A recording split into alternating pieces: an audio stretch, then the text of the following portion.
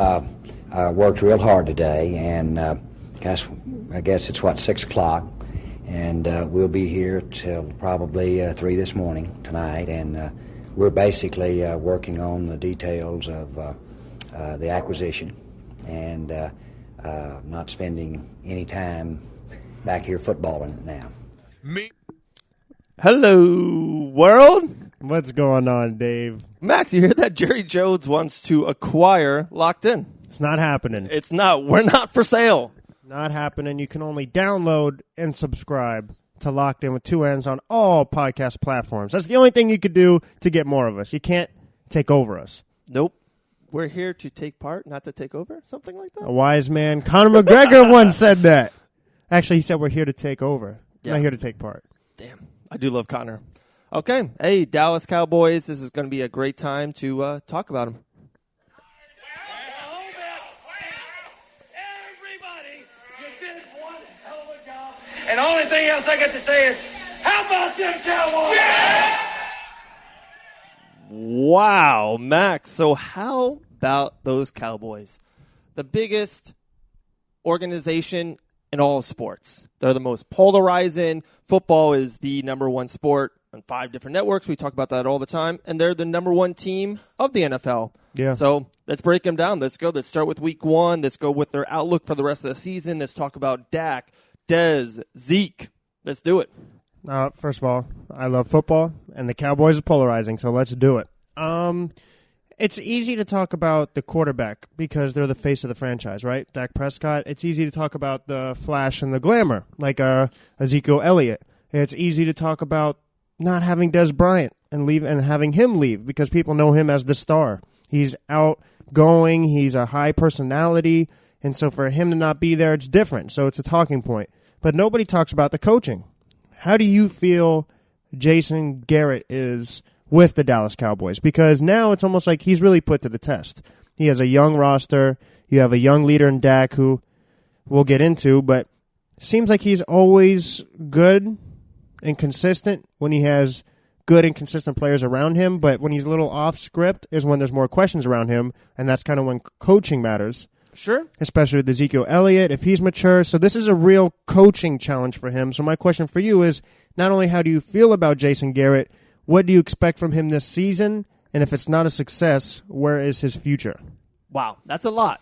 So Yeah. it was like 3-4 questions. I'll start right away with Jason Garrett. I like him. You do. I'm a Jason Garrett guy.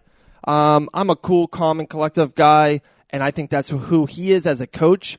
He's been there for like 7 to 8 years. He's one of the most tenured coaches in all of NFL, especially the Dallas Cowboys. They're so loud. Jerry Jones is so big and loud and polarizing. You always hear his, lines in the media and all that stuff through podcasts and radio.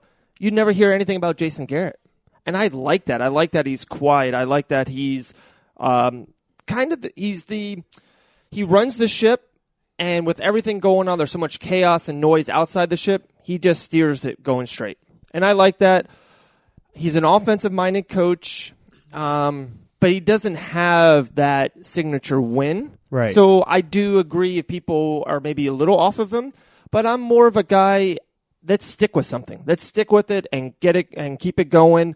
When you start firing a coach and then you get a young coach and then he doesn't work out and then you get a defensive coach and he doesn't work. Yeah, that's what I mean. It's just a revolving door. So I'm down with Jason Garrett. I'm sticking with him definitely through this year. This year's big. This is a big year for Dak, the Cowboys, and Jason Garrett. If they're around 500, pushing the playoffs, the NFC is so stacked. The NFC East is so stacked. So if they're around Christmas Day in a playoff race, I definitely keep them going forward. But if they do one of those 2-14s and Dak is healthy, like they had the bad year, but Right. Romo was hurt, and that's when you lose your quarterback, the Colts, the Right. Cowboys. You got it, right?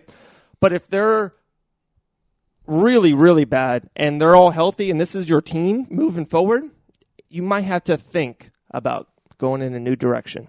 I couldn't agree more because I don't think anybody's job besides a Tom Brady, and even then it was kind of a question, excuse me, because of Bill Belichick and his love for Jimmy Garoppolo. So I don't think there's a guaranteed job in the NFL unless you're John Gruden for 10 years. But other than that, everybody is fighting for their job. Everybody's fighting for their career. And like you just said, so they're playing the Giants coming up, NFC East. And that's my Giants, right? And we said this on a previous podcast. Download, subscribe, or listen to it. I think episode 111, where whoever goes 0-2 has a 90% chance of not making the playoffs. And I'm pretty sure going into this season, the Dallas Cowboys, their goals and aspirations were to be a playoff team. Nobody goes into it, especially as the star, and not wanting to be a playoff team. Jerry Jones has set the bar extremely high as one of the best owners in the NFL. You know he has a lot of pressure on the Cowboys to playing good and living up to their potential. So if they lose to the Giants, Dave, and they start off the season 0-2, 10% chance to make the playoffs. Yeah. Now Jerry Jones is getting older, so you know his patience is limiting. I think he's 75 years old. Exactly, and Wow. he seems to be in good health, but 75 years old, you know there's a short window of opportunity for you to make an impact on the Dallas Cowboys. He already has, but I mean, just for his legacy, he knows the short amount of time that he has left, every year, every game counts.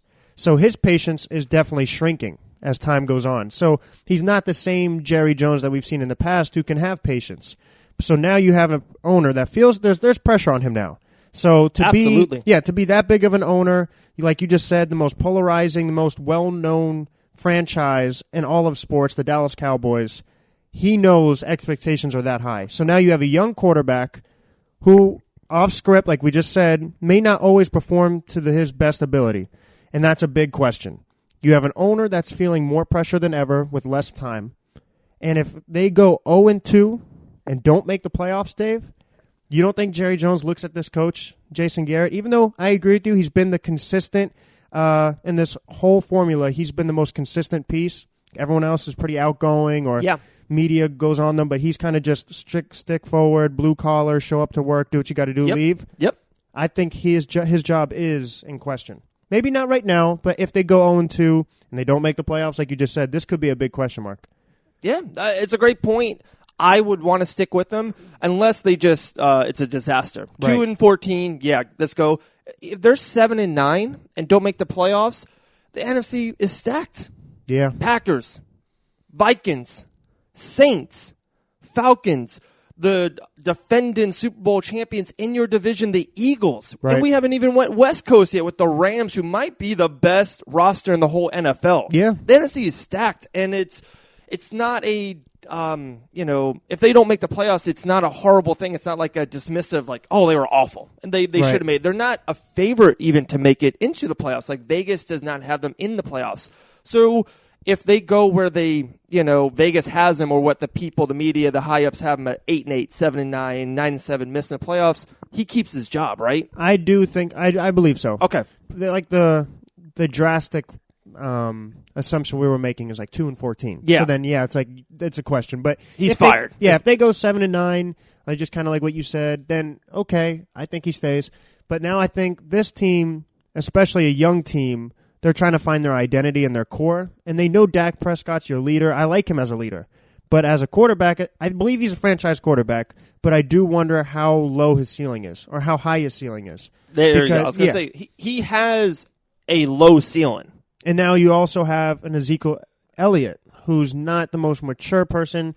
He does seem to go in and out of trouble, so his personality, whether he can stay consistent off the field, is a question mark. So like you said, I think this season is a big season of question marks. It is, and that's why I do like Garrett. You're saying all these question marks with all these players. Garrett is a solid, good human being, puts his head down and works hard. I just love that. Yeah.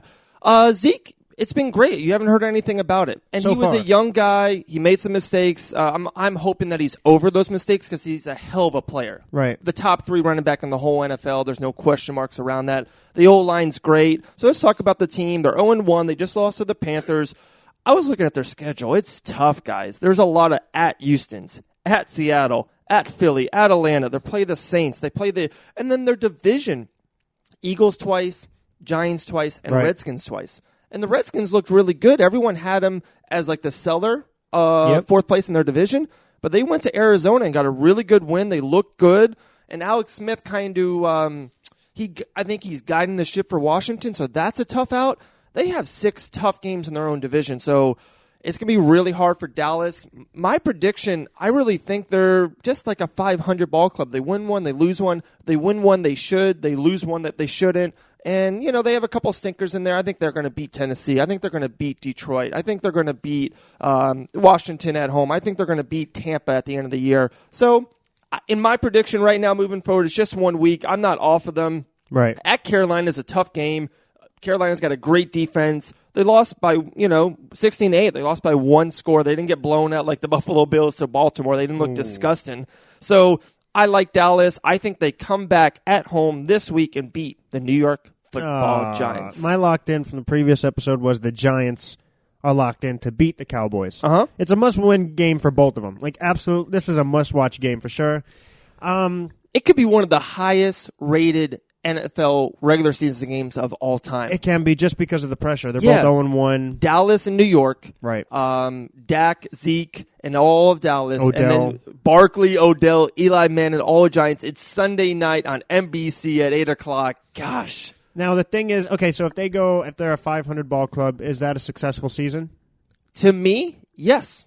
But for Jerry Jones, do you think that is? I would say no. That's right? a good point. Some owners have higher expectations or not realistic expectations. That's what I should say.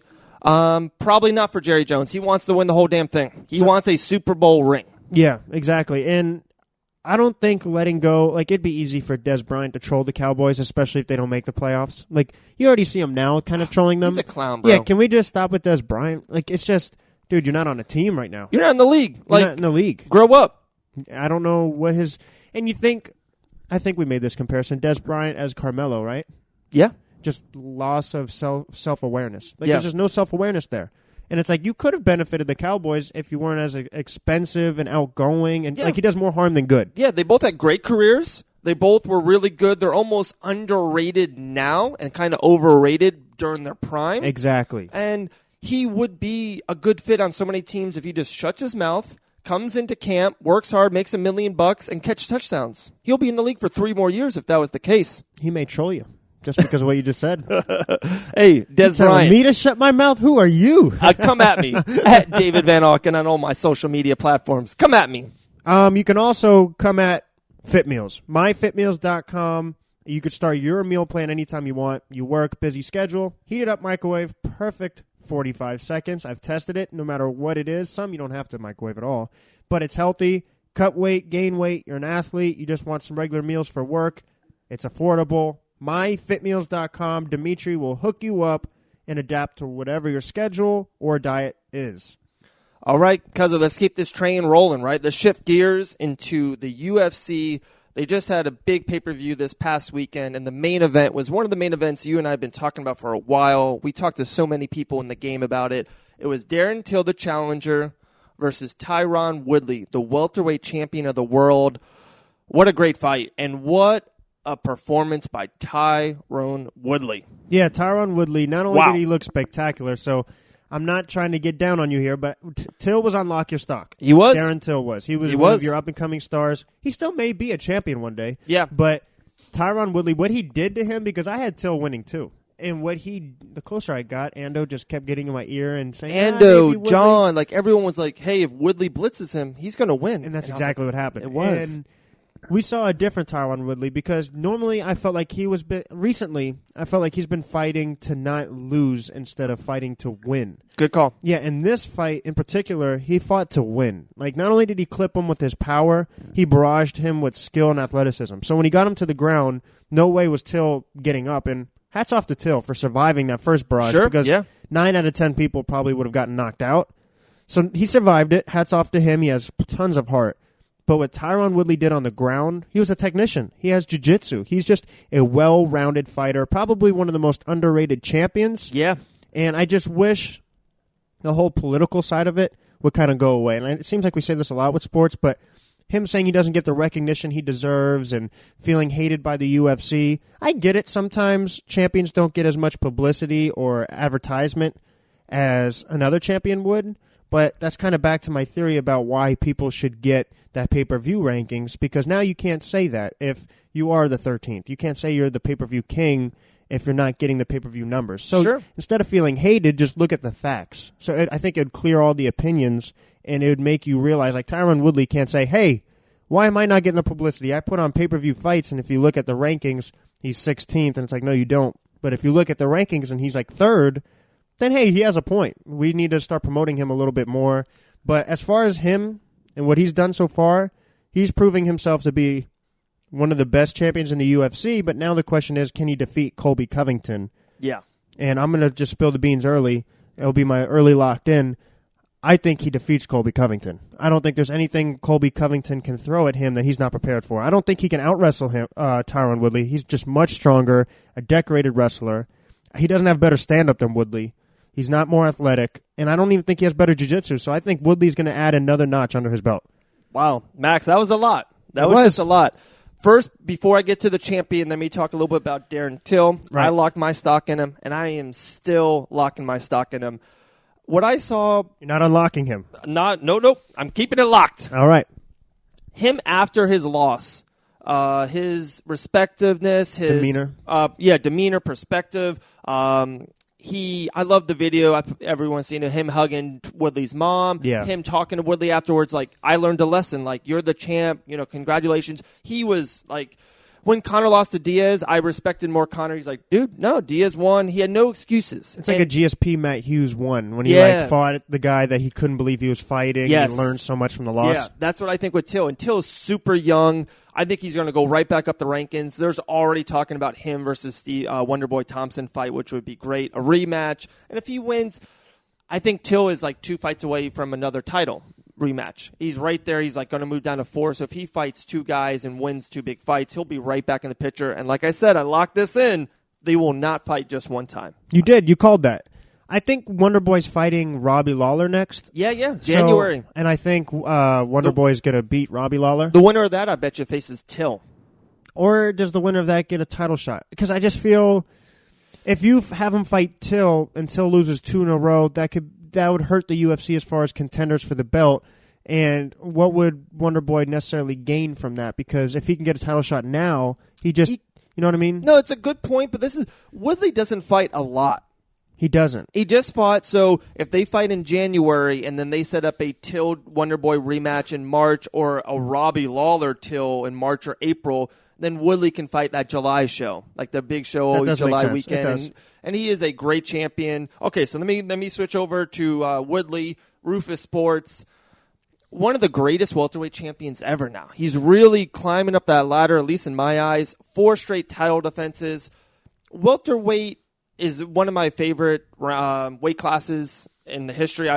When I first got into it, it was the GSP and Matt Hughes and BJ Penn fighting for it. It was just awesome. I loved it. And then it was that great Robbie Lawler, Rory McDonald fight. Robbie Lawler, Johnny Hendricks rivalry. And the Johnny versus GSP fight. I love welterweights. It's a perfect combination of like knockout power, but then they can still bang because they're a little bit lighter than a heavyweight. Still technicians. Yes. And there's so many different kinds. Ground game, wrestlers. Matt Hughes is a dynamite wrestler. I love welterweights. So for him to be 4 straight title defenses, I don't think he's getting the credit he deserves as a welterweight champion. And now you said it, you already opened that jelly bean bag. Colby Covington versus Woodley. It had to be jelly beans? Yeah. It's on my mind right now. Woodley, in my mind, is the 4th greatest welterweight champion of all 3rd greatest welterweight champion of all time. GSP, Matt Hughes. I would put Woodley above Lawler. He beat Lawler, and I think he has more title defenses than Lawler already. No, that's a great call. I'm not going to lock that in. I want to think about that. But that's a good one. I think he's up there. He really is. Okay, Covington, Woodley. If this fight happens, or when this fight happens, it has the to be interim champion versus the champion, right? That's a great fight. That really is. Covington will push the pace. He will push Woodley to the fence, and they'll go at it. If Woodley clips him, you go down. Woodley has just extreme power. And he does. He does. But if he doesn't, if he can slip those punches or just kind of, take one and not get clipped and get knocked out, Covington might just push him for 5 rounds. So I cannot wait for that fight. See, I don't see him doing that to Woodley. He was bigger and stronger than Rafael Dos Anjos, but he's not bigger, faster, stronger than Woodley. Like, Woodley's stronger than he is. Woodley's a well-decorated wrestler with conditioning and a great game plan. That's what I'm saying. I think stylistically this is a great matchup for Woodley and a terrible one for Covington. Wow, great call. Wow. Dallas Cowboys and Tyron Woodley. Can't go wrong with that, Cuzzo. You can't. And, guys, make sure you go to Pep-Boys off International Daytona Beach. Just mention Locked In. You may get a good discount. You talk to Richie. Anything you need for your car, air conditioning, tires, oil change, Pep-Boys does it all. So make sure you guys check out Pep-Boys. And download and subscribe to the Locked In Sports Podcast. Give us a 5 stars. Available on all podcast platforms. If you have an Android, Stitcher Radio, iHeartRadio, Spotify. If you have an iPhone, like the best people in the world, Apple Podcast. We are on all of it. So you have no reason not to download, subscribe, and give us 5 stars. And most importantly, give us Dunkin' Donuts gift cards. Right, Dave? Yes. I need at least 2 more this week. All right? All right, guys. And like always, stay locked in. You know I'm back, like I never left. Another sprint, another step, another day, another breath. Been chasing dreams, but I never slept.